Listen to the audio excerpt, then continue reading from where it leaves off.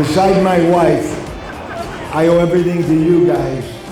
I have a fabulous reputation all over, and it's because of my employees.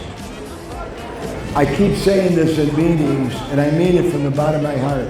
If you guys didn't do a good job, I wouldn't have a good reputation. And you do a great job, and that's why I have a great reputation. So whenever I start to think that I'm all that, I stop and I think about all my employees. I mean it from the bottom of my heart.